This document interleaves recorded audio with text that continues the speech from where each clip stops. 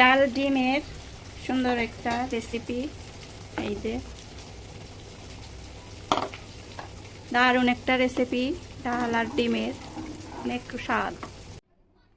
এখন রেসিপিটা কিভাবে করব সেই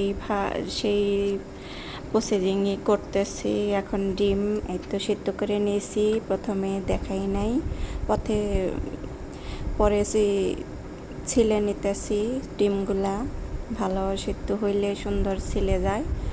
এই তো ছিলে নিয়ে আর রান্নার সব জোগাড়পাতি করে নিছি, সব রেডি। এখন ডিমগুলা একটু কেটে কেটে নেব যাতে ভাজার সময়ে ফুটে। যদি আমান ডিম দেই তাহলে ফুটে ঠাস ঠাস করে ফুটে ওঠে, এই জন্যে এইভাবে একটু কেটে কেটে নিলাম। কাটার শেষে একটু ডাল ভিজিয়ে নিছি, ডালটা ধুয়ে দেব ভালো করে। 3-4 বার ধোয়ার পরে আমি সুন্দর করে পানি ঝরিয়ে নিছি। এখন কড়াইতে তেল দিয়ে একটু হলুদ দিয়ে লবণ দিয়ে আমি ডিম ভাজা করে নেব। এইভাবে ভাজা করে নিলে, একটু ভালো করে ভাজা করে নিলে ডিমটা খাইতে ভালো লাগে। আর শুধু সিদ্ধ ডিম দিয়ে দিলে সেদ্ধ সেদ্ধই মনে হবে, একটু ভাজা করে নিলে ভালো লাগে। এই রেসিপিটা করতে তেমন একটা সময় লাগে না। আর কিছুই না থাকে ঘরে, এই যদি 4টা ডিমও থাকে তাহলে ডাল থাকলে এইভাবে একটা রেসিপি করলে অসাধারণ লাগে। 1 প্লেটের জায়গায় 2 প্লেট ভাত খাওয়া হয়ে যায়। মনে হয় না যে আমরা মাছ মাংস কিছুই নাই বাসায়, এরকম কিছু মনে হবে না। এই দিয়েই ভাত অনেকগুলা খাওয়া যায় আর কি, ভালো লাগে খেতে।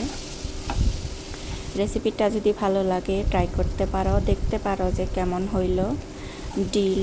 ডিম ডালের একটা রেসিপি, মজাদার রেসিপি, খুবই ভালো লাগে খেতে।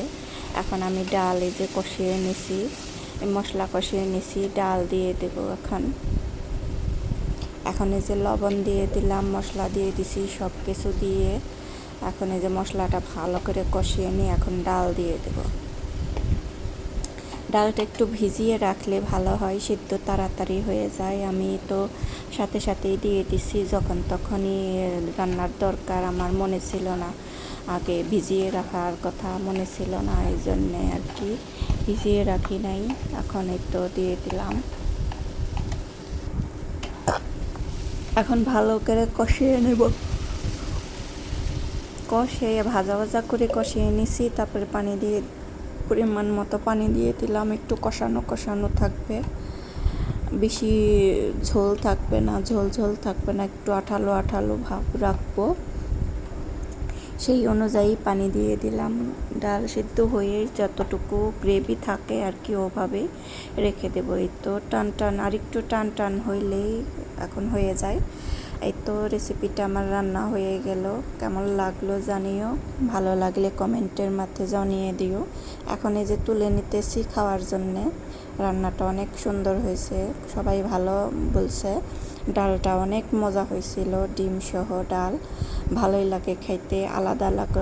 আলাদা করে ডিম ভুনা না করে এভাবে করলে অনেক সুন্দর একটা রেসিপি হয়ে যায়। আজকে এই পর্যন্তই, ভালো থাকো সবাই, সুস্থ থাকো, আবার কোনো নতুন রেসিপিতে কথা হবে।